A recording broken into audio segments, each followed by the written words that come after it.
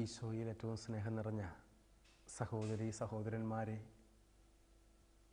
ഈ മണിക്കൂറിൽ നിന്റെ മനസ്സ് എവിടെ എന്ന ഒരു ചോദ്യത്തിന് ഉത്തരം കണ്ടുപിടിക്കാൻ പരിശ്രമിക്കുകയാണ് നാം.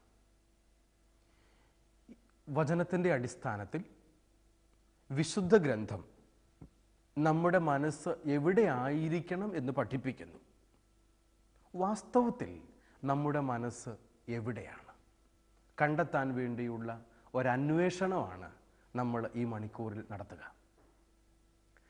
എപ്പോഴും വിനോദത്തിൻ്റെയും ലഹരിയുടെയും ജഡിക സുഖങ്ങളുടെയും പിന്നാലെ പോകുന്നവർക്ക് ഒരിക്കലും സ്വസ്ഥത ഉണ്ടാവുകയില്ല.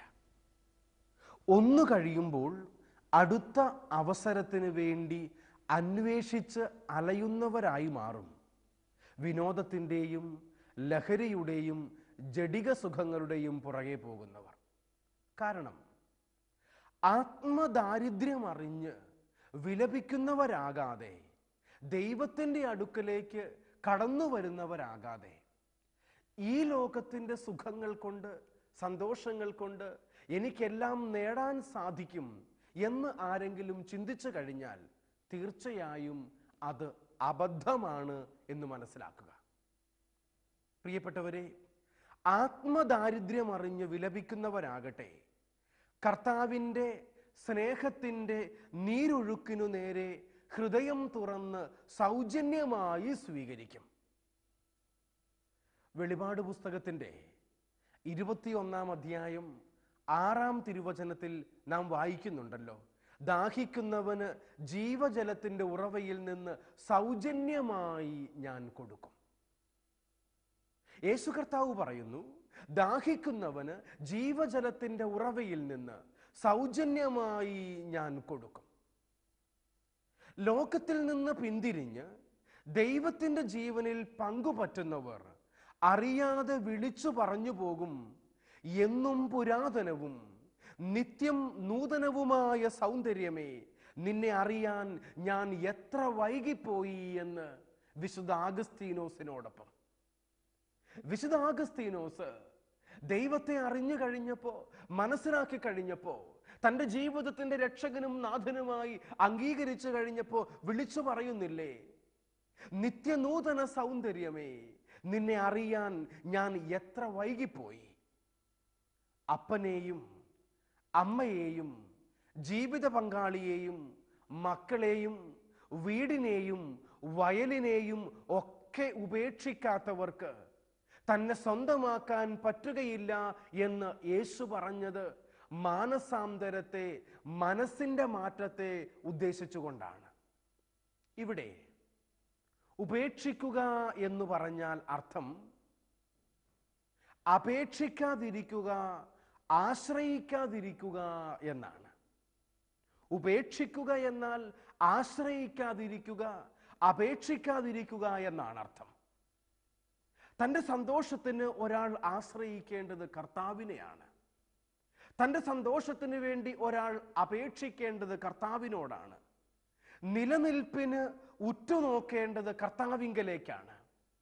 ഈ ലോകത്തോടോ വ്യക്തികളോടോ ബന്ധം പുലർത്തിയാൽ ലഭിക്കുന്ന സ്നേഹവും ആനുകൂല്യങ്ങളും കിട്ടാതെ പോകുന്ന പക്ഷം അതിനുവേണ്ടി വഴക്കടിക്കാതെ അവ ധീരമായി ഉപേക്ഷിക്കുമ്പോഴാണ് ഒരാൾക്ക് ദൈവത്തിൽ നിന്നുള്ളത് സ്വീകരിക്കാൻ കഴിയുന്നത്. മനസ്സിലാക്കുക, അവർ ദൈവത്തെ സ്വന്തമാക്കുന്നവരാണ്.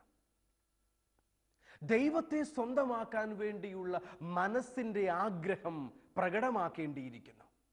പ്രിയപ്പെട്ടവരെ, സുവിശേഷത്തിലെ ധനികനായ യുവാവിൻ്റെ കാര്യം നാം വായിച്ചറിയുന്നുണ്ടല്ലോ.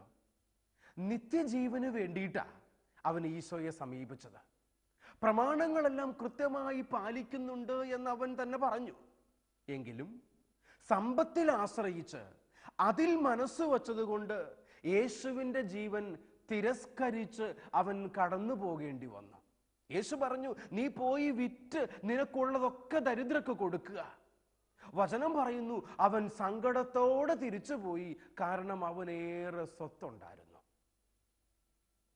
സ്വത്തിന് ആഗ്രഹം വെച്ചതുകൊണ്ട്, മനസ്സ് വെച്ചതുകൊണ്ട്, താല്പര്യം വെച്ചതുകൊണ്ട് യേശുവിൽ താല്പര്യം വെക്കാൻ സാധിക്കാതെ പോയി എന്നുള്ളതാണ് ഇവിടെ നാം മനസ്സിലാക്കിയിരിക്കേണ്ടത്. രണ്ടാമതായി, ധൂർത്തപുത്രന്റെ ഉപമ നമുക്കറിയാമല്ലോ. മനുഷ്യ മനസ്സിന്റെ പ്രതീകമാണ് ഈ ധൂർത്തപുത്രൻ. ദൈവമില്ലാത്തതിൽ സന്തോഷം തേടി നടക്കുന്ന ധൂർത്തപുത്രനാണ് നമ്മുടെ മനസ്സ്. ദൈവമില്ലാത്തതിൽ സന്തോഷം അന്വേഷിക്കുന്ന ഒരു ധൂർത്തനായി എൻ്റെ മനസ്സ് അലിയുന്നു എന്നതാണ് വാസ്തവം. ഈ മനസ്സിൻ്റെ ദൈവത്തിങ്കലേക്കുള്ള തിരിച്ചുവരവാണ് മാനസാന്തരം, ധൂർത്തന്റെ പിതാവിങ്കലേക്കുള്ള തിരിച്ചുവരവ്. മനസ്സിലാക്കുക, യേശുവിനെ തിരസ്കരിച്ചു കടന്നുപോയി ഈ ലോകത്തിന്റെ സുഖങ്ങൾക്ക് വേണ്ടി ജീവിതം അടിയറ വെച്ചിട്ട് അതിൽ സുഖവും സന്തോഷവും അനുഭവിച്ചറിയാൻ സാധിക്കാതെ ദൈവത്തിങ്കലേക്കുള്ള തിരിച്ചുവരവാണ് മനസ്സിന്റെ അന്തരം അഥവാ മാനസാന്തരം എന്ന് പറയുക. ഇപ്രകാരം ധൂർത്തപുത്രന്റെ സുബോധം എന്തായിരുന്നു എന്ന് നമുക്കറിയാം. ദൈവമല്ലാത്തതിൽ നിന്നും ലഭിക്കുന്ന സന്തോഷമൊന്നും ശാശ്വതമല്ല എന്ന വലിയ ജ്ഞാനമാണ് ധൂർത്തപുത്രന്റെ സുബോധം. ഈ തിരിച്ചറിവിന്റെ ജ്ഞാനം ഒരാളെ മാനസാന്തരത്തിലേക്ക് നയിക്കുന്നു എന്നത് വളരെ വ്യക്തമാണ്. ഈ തിരിച്ചറിവ്, പ്രിയപ്പെട്ടവരെ, നമ്മുടെ ജീവിതങ്ങളിലും ഉണ്ടാകേണ്ടത് ഏറെ ആവശ്യമാണ്. നമുക്കറിയാലോ, ധൂർത്തപുത്രന്റെ സുബോധം, അവൻ ദൈവത്തെ തിരിച്ചറിഞ്ഞു എന്നുള്ളതാ. ധൂർത്തൻ കൈ നിറയെ പണവുമായി വീട് വിട്ടുപോകുമ്പോൾ സന്തോഷവാനായി കാണപ്പെട്ടവനാണ്.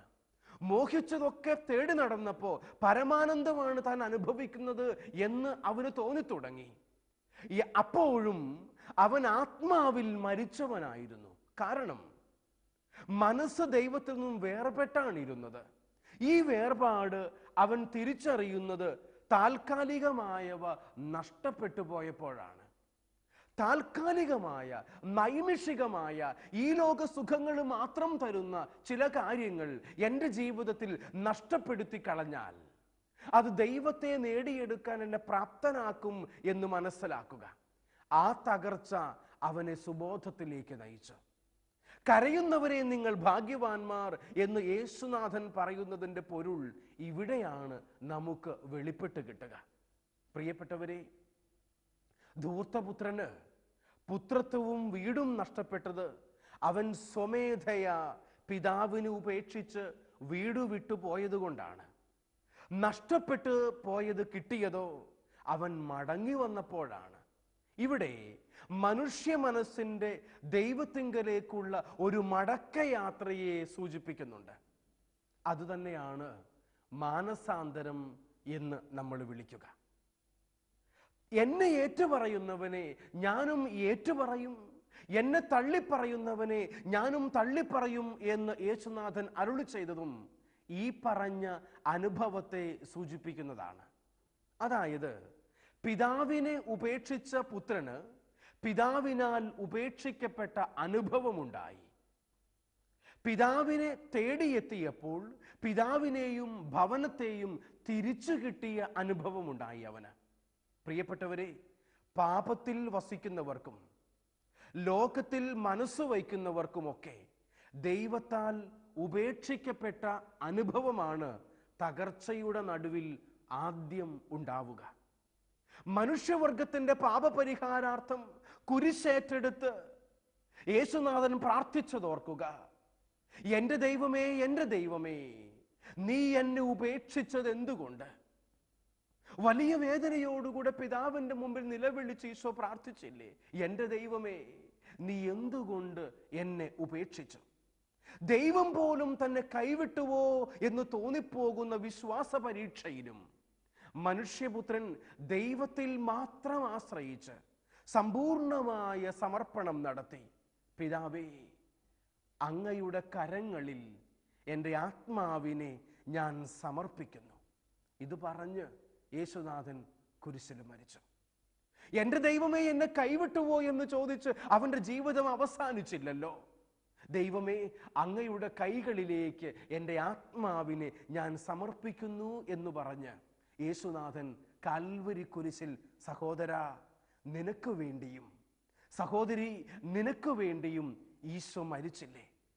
പ്രിയപ്പെട്ടവരെ, ലൗകികമായ നിക്ഷേപങ്ങളിൽ സുഖവും സന്തോഷവും അനുഭവിക്കാൻ വേണ്ടി ഹൃദയം സമർപ്പിക്കുന്നവർ ലോകം നൽകുന്ന ഒരു തരം സന്തോഷം മാത്രം അനുഭവിക്കുന്നുണ്ടാകാം. എങ്കിലും കൈവശമുള്ളത് നഷ്ടപ്പെട്ടേക്കുമോ എന്ന ഉത്കണ്ഠ എല്ലാവരെയും ഭാരപ്പെടുത്തിക്കൊണ്ടേയിരിക്കും. നഷ്ടപ്പെട്ടേക്കുമോ എന്ന ഉത്കണ്ഠ നമ്മെ ഭാരപ്പെടുത്തുകയാണ്. നഷ്ടപ്പെട്ടാലോ ഉണ്ടായിരുന്ന സുസ്ഥിതി മുഴുവൻ നഷ്ടപ്പെട്ടു പോകും. ഇക്കൂട്ടർ എന്നും പള്ളിയിൽ പോകുന്നവരും പ്രാർത്ഥിക്കുന്നവരും ധർമ്മിഷ്ഠരും ഒക്കെ ആയിരിക്കാം. പക്ഷേ ദൈവത്തിൽ മനസ്സ് വയ്ക്കാതെ ജീവിക്കുന്നത് കൊണ്ട് അവർ ആത്മദാരിദ്ര്യത്തിലാണ് കഴിയുക എന്ന് മനസ്സിലാക്കുക. ഇങ്ങനെയുള്ളവരുടെ പ്രാർത്ഥനയിൽ ലൗകിക കാര്യങ്ങളായിരിക്കും മുഖ്യമായി കടന്നു വരിക എന്ന് മനസ്സിലാക്കുക. അതുകൊണ്ട് പ്രിയപ്പെട്ടവരെ, നമ്മുടെ ജീവിതം ദൈവത്തിൻ്റെ കൃപാവരം സ്വീകരിക്കാൻ വേണ്ടി മനസ്സ് ദൈവത്തിൽ ഉറപ്പിച്ചതായി ജീവിക്കണം എന്ന് നാം എല്ലാവരും മനസ്സിനെ പാകപ്പെടുത്തണം. മേരി എന്നു പേരുള്ള ഒരു പെൺകുട്ടിയെ ഞാൻ ഓർക്കുന്നു. ഒരു കുലീന കുടുംബത്തിലെ അംഗമാണ്. നല്ല വിദ്യാഭ്യാസ യോഗ്യതയുണ്ട്, ഒരുപാട് കഴിവുകളുണ്ട്. ഒരു കണക്കിന് പറഞ്ഞ എല്ലാം തികഞ്ഞ ഒരു നല്ല ജീവിതം നയിക്കുന്നു. ഈ മേരി എന്ന് പറയുന്ന പെൺകുട്ടി അവളുടെ ഇടവകയിലെ ഭക്തസംഘടനകളിൽ വളരെ ആക്റ്റീവായി പങ്കെടുക്കുന്ന ഒരംഗമാണ്. ആരെയും സഹായിക്കാൻ മടി കാണിക്കാതെ ഓടിയെത്തുന്ന സുശീലയായ ഒരു പെൺകുട്ടി. ഒറ്റ നോട്ടത്തിൽ ഒരു പുണ്യവതിയാണ് എന്ന് വേണമെങ്കിൽ നമുക്ക് പറയാം. അവൾക്ക് ആഗ്രഹിച്ചതുപോലെ തന്നെ, സ്വപ്നം കണ്ടതുപോലെ തന്നെ ഒരു നല്ല ഭർത്താവിനെയും കിട്ടി. അല്ലലില്ലാത്ത കുടുംബജീവിതം, 2 കുഞ്ഞു മക്കൾ അവർക്കുണ്ടായി. ഡോക്ടറായ ഭർത്താവിൻ്റെ ജോലി വിജയത്തിൽ നിന്നും വിജയത്തിലേക്ക് കുതിച്ചുകൊണ്ടിരിക്കുകയാണ്. പേരുണ്ട്, പ്രശസ്തിയുണ്ട്, നല്ല വീടുണ്ട്, സഞ്ചരിക്കാൻ AC കാറുണ്ട്, എല്ലാ സൗകര്യങ്ങളും ഉണ്ടായിരുന്നു. അവർ മാതൃകാ ദമ്പതികളായി ഇടവകയിലും സമൂഹത്തിലും അറിയപ്പെട്ടു തുടങ്ങി. അവരുടെ കുഞ്ഞുങ്ങളും മിടുക്കന്മാരായി പഠിച്ചു വളർന്നുകൊണ്ടിരുന്നു. എന്നാൽ മഴക്കാലത്തെ നന്നായി മഴ പെയ്യുന്ന ഒരു ദിവസം മേരിയുടെ ഭർത്താവ് ഒരു കാർ അപകടത്തിൽപ്പെട്ട് മരിച്ചു.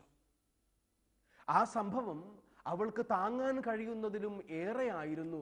ഒത്തിരിയേറെ വേദന, സങ്കടം അവളുടെ മനസ്സിലുണ്ടായി. ഭർത്താവിൻ്റെ ശവസംസ്കാരത്തിൻ്റെ ശുശ്രൂഷകളൊക്കെ നടന്നു. പിന്നെയും ദിനങ്ങൾ പലതും കൊഴിഞ്ഞുപോയി. ഒരു സുപ്രഭാതത്തിൽ മേരിയെ മരണത്തോട് മല്ലടിക്കുന്നവളായി കാണാൻ ഇടയായി. ആശുപത്രിയിൽ മരണത്തോട് മല്ലടിക്കുന്നവളായി കിടക്കുന്ന മേരിയെ കാണാൻ വേണ്ടി പോയതോർക്കുന്നു.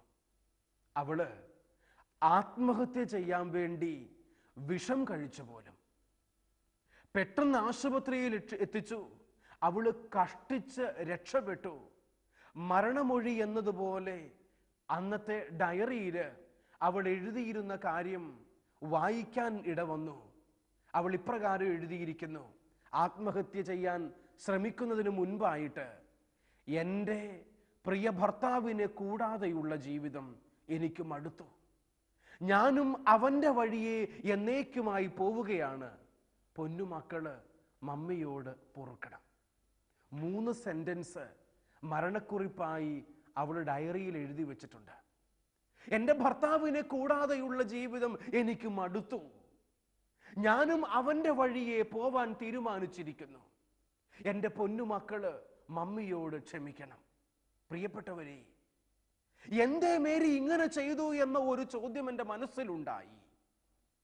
അവൾ നല്ലവളായിരുന്നു, മിടുക്കിയായിരുന്നു, എല്ലാം തികഞ്ഞവളെന്നും മാതൃകാ ദമ്പതികളെന്നും സമൂഹം വിളിച്ചവരാ.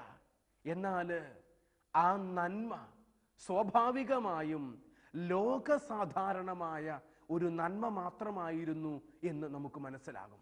കാരണം എന്താ? പ്രിയപ്പെട്ടവരെ, മേരിയുടെ സന്തോഷവും തൃപ്തിയുമെല്ലാം ഭർത്താവിൽ നിന്നും ലഭിച്ചത് മാത്രമായിരുന്നു. അത് വെറും മായയാണ് എന്ന് അവൾക്ക് തോന്നിയിരുന്നില്ല. അർദ്ധരാത്രിയില് ഫ്ലഡ് ലൈറ്റ് പ്രകാശിക്കുമ്പോൾ രാത്രിയാണ് എന്ന പരിസരബോധം നമ്മൾ നഷ്ടപ്പെട്ടു പോകാറില്ലേ? ഫ്ലഡ് ലൈറ്റിൽ ക്രിക്കറ്റ് മത്സരങ്ങളും മറ്റും കളിക്കുന്നത് നിങ്ങൾ ഒരുപക്ഷെ കണ്ടിട്ടുണ്ടാകും. വലിയ വലിയ പട്ടണങ്ങളിൽ ചെന്ന് കഴിഞ്ഞാൽ ഇന്ന് രാവില്ല, പകൽ മാത്രമാണ്. പ്രകാശം പരത്തി നിൽക്കുന്ന ലൈറ്റുകൾ ഉണ്ടെങ്കിൽ ഇന്ന് എല്ലാം പകൽ പോലെ സുവ്യക്തമാണ് എന്ന് നമുക്കെല്ലാവർക്കും അറിയാം. പെട്ടെന്ന് വൈദ്യുതി നിലച്ച് ലൈറ്റ് അണയുമ്പോൾ കൂരിരുട്ടിന്റെ രൂക്ഷത താങ്ങാൻ ആവുകയില്ല. പ്രകാശത്തിലിരുന്ന് പെട്ടെന്ന് കറണ്ട് ഓഫായി പോകുമ്പോൾ, ലൈറ്റുകൾ അണഞ്ഞു പോകുമ്പോൾ, പ്രിയപ്പെട്ടവരെ, ഇരുട്ടിനെ ശപിച്ചത് കൊണ്ട് കാര്യമില്ല. ഇത് തന്നെയാ മേരിക്കും സംഭവിച്ചത്. എല്ലാം ഉണ്ടായപ്പോ ഭർത്താവാണ് എൻ്റെ മുഴുവനും എന്ന് ചിന്തിച്ച് ഭർത്താവിൽ മാത്രം ശ്രദ്ധ കേന്ദ്രീകരിച്ചുകൊണ്ട് ജീവിച്ച ഒരു പെൺകുട്ടി. നല്ലവളായി ജീവിക്കാൻ പരിശ്രമിച്ചു അവള്, അത് ഭർത്താവിന് വേണ്ടിയാണ്. എന്നാൽ ദൈവത്തെ കണ്ടുമുട്ടാൻ അവൾക്ക് സാധിച്ചില്ല. പ്രിയപ്പെട്ടവരെ, ഇത് ഒരു മേരിയുടെ മാത്രം അനുഭവമല്ലല്ലോ. ഇപ്രകാരമുള്ള 100 അനുഭവങ്ങൾ നാമും കണ്ടുകൊണ്ടേയിരിക്കുന്നു, നമ്മുടെ ജീവിതത്തിലും സംഭവിച്ചു കൊണ്ടേയിരിക്കുന്നു. കാരണം സമാധാനവും ഭദ്രതയും എന്ന് പറഞ്ഞുകൊണ്ടിരിക്കെ തന്നെ ഗർഭിണിക്ക് പ്രസവവേദന ഉണ്ടാകുന്നത് പോലെ പെട്ടെന്ന് നാശം അവരുടെ മേൽ നിപതിക്കും, അവർ രക്ഷപ്പെടുകയില്ല എന്ന് വിശുദ്ധ പൗലോസ് അപ്പോസ്തലൻ തെസലോനിയായിലെ സഭയ്ക്ക് എഴുതിയ 1-ാം ലേഖനത്തിന്റെ 5-ാം അധ്യായം 3-4 വാക്യങ്ങളിൽ എഴുതി വെച്ചിട്ടുണ്ട്. പൗലോസ് അപ്പോസ്തലൻ ഇപ്രകാരം പറയുന്നു: സമാധാനവും ഭദ്രതയുമെന്ന് അവർ പറഞ്ഞുകൊണ്ടിരിക്കെ തന്നെ ഗർഭിണിക്ക് പ്രസവവേദന ഉണ്ടാകുന്നത് പോലെ പെട്ടെന്ന് നാശം അവരുടെ മേൽ പതിക്കും, അതിൽ നിന്ന് അവർ രക്ഷപ്പെടുകയില്ല. പ്രിയപ്പെട്ടവരെ, സുഖലോലുപത, മദ്യാസക്തി, ജീവിത വ്യഗ്രത എന്നിവയാൽ നിങ്ങളുടെ മനസ്സ് ദുർബലമാവുകയും ആ ദിവസം ഒരു കെണി പോലെ പെട്ടെന്ന് നിങ്ങളുടെ മേൽ വന്നു വീഴാതിരിക്കാൻ ശ്രദ്ധിക്കുവിൻ ചെയ്യുവിനെന്ന് ലൂക്കാസ് സുവിശേഷകൻ വളരെ വ്യക്തമായി 21-ാം അധ്യായത്തിന്റെ 34-ാം തിരുവചനത്തിൽ നമ്മെ ബോധിപ്പിക്കുന്നുണ്ട്. ലൂക്കാസ് സുവിശേഷത്തിന്റെ 21-ാം അധ്യായം 34-ാം തിരുവചനത്തിൽ നാം ഇപ്രകാരം വായിക്കുന്നു: സുഖലോലുപത, മദ്യാസക്തി, ജീവിത വ്യഗ്രത എന്നിവയാൽ നിങ്ങളുടെ മനസ്സ് ദുർബലമാവുകയും ആ ദിവസം ഒരു കെണി പോലെ പെട്ടെന്ന് നിങ്ങളുടെ മേൽ വന്നു വീഴുകയും ചെയ്യാതിരിക്കാൻ ശ്രദ്ധിക്കുവിൻ. പ്രിയപ്പെട്ടവരെ, ഞാൻ വീണ്ടും മേരിയുടെ കാര്യം ഓർക്കുന്നു. അവള് സുഖം പ്രാപിച്ച് ആശുപത്രി വിട്ടു. പിന്നീട് ഒരു ധ്യാനത്തിൽ വെച്ച് അവള് തൻ്റെ പ്രശ്നം എന്താണ് എന്ന് മനസ്സിലാക്കി. ദൈവത്തിന്റെ സ്ഥാനം ഭർത്താവിന് കൊടുത്തുപോയത് കൊണ്ട് സംഭവിച്ച പരാജയമാണ് എന്ന് അവൾ തിരിച്ചറിഞ്ഞു. അവൾ വലിയ വേദനയോടുകൂടെ ദൈവത്തെ ഓർത്ത് കരഞ്ഞു. ദൈവത്തിങ്കിലേക്ക് അവൾ തിരിച്ചു വന്നു. അന്ന് മേരി വിഷം കഴിച്ച് മരിച്ചിരുന്നുവെങ്കിൽ ഭൂമിയിൽ അനുഭവപ്പെട്ട ദൈവത്തിന്റെ തീരാ ദുഃഖം പരകോടിയിലെത്തി നിത്യനാശത്തിൽ കലാശിക്കുമായിരുന്നു എന്ന് നമുക്കറിയാമല്ലോ. അനേകർക്ക് വേണ്ടി അവൾ ഇന്ന് ദൈവത്തിന്റെ സാക്ഷിയായി നടക്കുകയാ. ഞാൻ ദൈവത്തിന് മേരിയെ ഓർത്ത് സ്തോത്രം പറയുന്നു. കാരണം അവൾ തിരിച്ചറിഞ്ഞു, ഒരു ധ്യാനത്തിൽ വെച്ച് ദൈവത്തിന് കൊടുക്കേണ്ട പ്രഥമ സ്ഥാനം ഞാൻ എൻ്റെ ഭർത്താവിന് കൊടുത്തത് കൊണ്ട്, ഈ ലോകത്തിലെ ചില വസ്തുക്കൾക്ക് കൊടുത്തത് കൊണ്ട്, ഭർത്താവ് മരിച്ചു കഴിഞ്ഞപ്പോൾ അത് അംഗീകരിക്കാൻ പറ്റാതെ ഞാനും അവന്റെ വഴിയെ പോകുന്നു എന്ന് തീരുമാനിച്ച് ആത്മഹത്യ ചെയ്യാൻ തീരുമാനിച്ചവൾ ഇന്ന് കർത്താവിൻ്റെ വിശ്വസ്തയായ ഒരു ശുശ്രൂഷകയായി ദൈവത്തിനു വേണ്ടി ശുശ്രൂഷയിൽ ഏർപ്പെട്ടിരിക്കുന്നു. പ്രിയപ്പെട്ട ദൈവമക്കളെ, ആത്മാവിൽ ജീവനാശം ഭവിച്ചാലും വളരെ ധാർമ്മികമായി നല്ല ജീവിതം നയിച്ച് എല്ലാം തികഞ്ഞവരെ പോലെ ദൈവവചനത്തിന് ചെവി കൊടുക്കാതെ മൃതപ്രായമായ അനുഷ്ഠാനങ്ങളിൽ കുടുങ്ങി മനസ്സ് അന്ധമാക്കി തീർത്തവരുണ്ട്. അവരെ അണലി സന്തതികളെ എന്നാണ് യേശുനാഥൻ കുറ്റപ്പെടുത്തിയത്. മനസ്സിലാക്കുക, ആത്മാവിൽ ജീവനാശം ഭവിച്ചാലും വളരെ ധാർമ്മികമായി നല്ല ജീവിതം നയിച്ച് എല്ലാം തികഞ്ഞവരെ പോലെ ദൈവവചനത്തിന് ചെവി കൊടുക്കാതെ മൃതപ്രായമായ അനുഷ്ഠാനങ്ങളിൽ കുടുങ്ങി മനസ്സന്ധമാക്കി തീർക്കുന്ന ധാരാളം പേര് യേശുനാഥൻ അണലി സന്തതികളെ എന്നാണ് അവരെ അഭിസംബോധന ചെയ്യുക. മത്തായിയുടെ സുവിശേഷം 23-ാം അധ്യായത്തിന്റെ 33-ാം തിരുവചനത്തിൽ നമ്മൾ ഇപ്രകാരം വായിക്കുന്നുണ്ടല്ലോ: സർപ്പങ്ങളെ, അണലി സന്തതികളെ, നരകവിധിയിൽ നിന്നൊഴിഞ്ഞു മാറാൻ നിങ്ങൾക്ക് എങ്ങനെ കഴിയും? നരകവിധിയിൽ നിന്ന് ഒഴിഞ്ഞു മാറാൻ നിങ്ങൾക്ക് എങ്ങനെയാ കഴിയുക? അണലി വർഗത്തിൽപ്പെട്ട ചിലയിനം പാമ്പുകൾക്ക് പകല് തീരെ കാഴ്ചയില്ല എന്ന് നമുക്കറിയാമല്ലോ.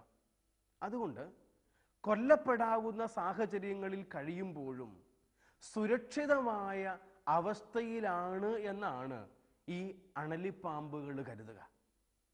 അടി വീണ് മരിച്ചു വീഴുമ്പോൾ മാത്രമേ അപകടം എന്താണ് എന്ന് അണലിപ്പാമ്പുകൾക്ക് മനസ്സിലാക്കാൻ പറ്റുകയുള്ളൂ. എന്നാൽ മറ്റിനം പാമ്പുകളാകട്ടെ അകലെ വെച്ച് തന്നെ അപകടം തിരിച്ചറിഞ്ഞ് വിവേകത്തോടെ സ്ഥലം വിടുന്നവരാ. ഇവിടെയാണ് സർപ്പങ്ങളുടെ വിവേകം നമുക്ക് വേണം എന്ന് യേശുനാഥൻ പറയുന്നത്. ആത്മനാശം തിരിച്ചറിഞ്ഞ് രക്ഷയിലേക്ക് നാം എല്ലാവരും ഓടി വരണം എന്നാണ് ദൈവത്തിന്റെ വചനം നമ്മോട് ആവശ്യപ്പെടുക. ഇപ്രകാരം എൻ്റെ ആത്മനാശം സംഭവിക്കാൻ സാധ്യതയുണ്ട് എന്ന് തിരിച്ചറിഞ്ഞ് ദൈവത്തിങ്കലേക്ക് ഞാൻ തിരിച്ചു വന്നു കഴിയുമ്പോൾ എൻ്റെ മനസ്സ് എവിടെയാണ് എന്ന് വളരെ വ്യക്തമാണ്.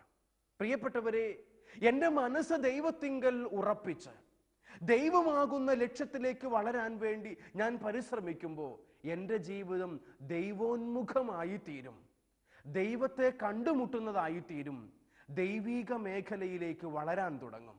അപ്രകാരമുള്ള ഒരു മനസ്സിൻ്റെ ഉടമയാകുന്നതിന് വേണ്ടിയിട്ടാണ് യേശുനാഥൻ നമ്മെ ഓരോരുത്തരെയും കർത്താവിൻ്റെ അടുക്കലേക്ക് കൂട്ടിക്കൊണ്ടുവന്നിരിക്കുക. ഈ ടെലിവിഷൻ പ്രോഗ്രാമിലൂടെ മനസ്സെവിടെയാണ് എന്ന് കണ്ടുപിടിക്കാൻ ശ്രമിക്കുന്ന ഞാനും നിങ്ങളും ഈ ലോകത്തിൽ എവിടെയെങ്കിലും ഈ ലോകത്തിന്റെ സുഖഭോഗങ്ങളിൽ മനസ്സിനെ ഉടക്കി കിടത്തിയിട്ടുണ്ടെങ്കിൽ തിരിച്ചറിയുക സഹോദര, സഹോദരി, നിന്റെ മനസ്സ് ഈ ലോകത്തിൽ കുടുങ്ങിക്കിടക്കേണ്ട ഒന്നല്ല, മറിച്ച് ദൈവത്തിങ്കലേക്ക് ഉയരേണ്ട ഒന്നാണ്, ദൈവിക മേഖലകളിലേക്ക് വളരേണ്ട ഒന്നാണ് എന്ന് തിരിച്ചറിഞ്ഞു കഴിയുമ്പോൾ നമ്മുടെ മനസ്സിൻ്റെ മാറ്റം വഴിയായി ദൈവത്തിങ്കിലേക്ക് കൂടുതലായി അടുക്കുന്നതിനും ദൈവിക മേഖലകളെ കണ്ടുപിടിക്കുന്നതിനും ജീവിതം സുസ്ഥിതിയിലും സംതൃപ്തിയിലും ജീവിച്ചു തീർക്കുന്നതിനും നമ്മെ എല്ലാവരെയും കൊണ്ട് സാധിക്കും. ഈ ഒരു കൃപ നമ്മുടെ ജീവിതത്തിൽ ലഭ്യമാകണമെങ്കിൽ പ്രിയപ്പെട്ടവരെ മനസ്സിലാക്കുക, എൻ്റെ മനസ്സ് എവിടെയാണ് എന്ന് ഞാൻ കണ്ടുപിടിച്ചേ മതിയാവൂ. എൻ്റെ മനസ്സ് എവിടെയാണ് എന്ന് ഞാൻ കണ്ടുപിടിച്ച് കഴിയുമ്പോൾ ആ മനസ്സിനെ ദൈവിക മേഖലയിലേക്ക് കൂട്ടിക്കൊണ്ടുവരാൻ ഞാൻ പ്രാപ്തനായി തീരുകയാണ്. അതിനു വേണ്ടിയുള്ള ഒരു പരിശ്രമം നമ്മുടെ എല്ലാവരുടെയും ഭാഗത്തു നിന്ന് ഉണ്ടായി കഴിയുമ്പോൾ മനസ്സിൻ്റെ അന്തരം വഴിയായി, മാനസാന്തരം വഴിയായി ദൈവത്തോട് ചേർന്നിരിക്കുന്നവരായി ഞാനും നിങ്ങളും മാറും എന്ന് തിരിച്ചറിയുക. അതുകൊണ്ട് പ്രിയപ്പെട്ടവരെ, ഈ ലോകത്തില് ഒരു നല്ല ഭർത്താവുണ്ടെങ്കിൽ, സുന്ദരിയായ ഭാര്യയുണ്ടെങ്കിൽ, താമസിക്കാൻ 2 നിലയുള്ള ഒരു മാളികയുണ്ടെങ്കിൽ, സഞ്ചരിക്കാൻ AC കാറുണ്ടെങ്കിൽ, ലക്ഷങ്ങൾ ബാങ്കിൽ ബാലൻസ് ഉണ്ടെങ്കിൽ, നല്ലൊരു ഗവൺമെന്റ് ജോലിയുണ്ടെങ്കിൽ, മിടുക്കന്മാരായ 2-3 കുട്ടികളുണ്ടെങ്കിൽ, എല്ലാമായി എന്ന് നീ കരുതുന്നുണ്ടെങ്കിൽ മനസ്സിലാക്കുക, സമ്പത്ത് കൊണ്ട് മാത്രം മനുഷ്യ ജീവിതം ധന്യമാകുന്നില്ല. ലൂക്കാസ് സുവിശേഷകൻ 12-ാം അധ്യായത്തിന്റെ 15-ാം തിരുവചനത്തിൽ വളരെ വ്യക്തമായി പറയുന്നുണ്ടല്ലോ, സമ്പത്ത് കൊണ്ട് മാത്രം മനുഷ്യ ജീവിതം ധന്യമാവുകയില്ല. പ്രിയപ്പെട്ടവരെ, സമ്പത്തിൽ നമ്മുടെ മനസ്സ് ഉടക്കിപ്പോകാതിരിക്കട്ടെ. അനശ്വരമായ ദൈവികമായ സമ്പത്തിനെ കൊണ്ട് നമ്മുടെ മനസ്സുകളെ നിറയ്ക്കാൻ ഞാനും നിങ്ങളും പരിശ്രമിച്ചു കഴിയുമ്പോൾ തീർച്ചയായും നമ്മുടെ ജീവിതം ദൈവത്തിന് ഇഷ്ടപ്പെട്ട മാനസാന്തരത്തിന്റെ ഫലങ്ങൾ പുറപ്പെടുവിക്കുന്ന നല്ല വ്യക്തിത്വത്തിന് ഉടമകളായിത്തീരും. ആകയാൽ പ്രിയപ്പെട്ട സഹോദരീ സഹോദരന്മാരെ, മനസ്സ് എവിടെയാണെന്ന് നമുക്ക് തിരിച്ചറിയാം. അന്വേഷണം ദൈവത്തിങ്കൽ എത്തിച്ചേരട്ടെ. ദൈവത്തോട് ചേർന്നിരിക്കുന്ന ഒരു മനസ്സ് നമുക്ക് രൂപപ്പെടുത്തിയെടുക്കാം. ആദവും ഹവ്വയും ഏദൻ തോട്ടത്തില് ദൈവത്തിന്റെ കാലൊച്ച കേൾക്കുമ്പോൾ ഓടിപ്പോയി മരത്തിന് പുറകിൽ ഒളിക്കുന്നവരെ പോലെയാകും. അപ്രകാരമല്ല ദൈവം നമ്മളിൽ നിന്നും ആഗ്രഹിക്കുക. ദൈവത്തിന്റെ കാലൊച്ച കേൾക്കുമ്പോൾ ഓടി അവന്റെ അടുക്കലേക്ക് വരുന്ന, അവന്റെ മനസ്സോട് ചേർത്ത് എൻ്റെ മനസ്സ് ചേർത്ത് വെക്കുന്ന ഒരനുഭവം എനിക്കുണ്ടായി കഴിഞ്ഞാൽ തീർച്ചയായും എൻ്റെ മനസ്സ് യേശുവിൻ്റെ മനസ്സോട്, ദൈവത്തിൻ്റെ മനസ്സോട് ചേർന്നു നിൽക്കുന്നതായിത്തീരും. കർത്താവേ, എൻ്റെ മനസ്സിനെ അങ്ങയുടെ മനസ്സോട് ചേർത്ത് വയ്ക്കാൻ എന്നെ നീ സഹായിക്കണമേ എന്ന് ഞാൻ പ്രാർത്ഥിക്കുന്നു. നിത്യം പിതാവിൻ്റെയും പുത്രൻ്റെയും പരിശുദ്ധാത്മാവിൻ്റെയും നാമത്തിൽ ആമേൻ.